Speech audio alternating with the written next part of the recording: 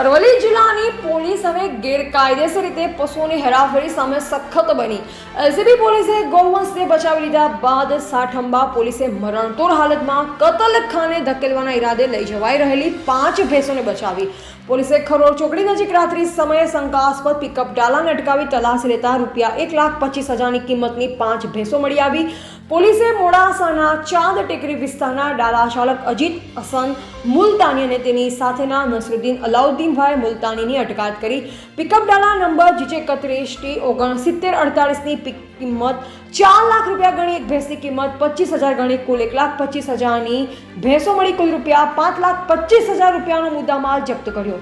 પોલીસે ભેંસોને પાંજરાપોળ મોકલવા તજવીજ હાથ ધરી. પકડાયેલ બંને મુલતાનીઓ સામે પશુ સંરક્ષણ અધિનિયમ સહિતની વિવિધ કલમો મુજબ કાર્યવાહી હાથ ધરી. રિપોર્ટર વાલમ બારિયા, અરવલ્લી, માલપુર.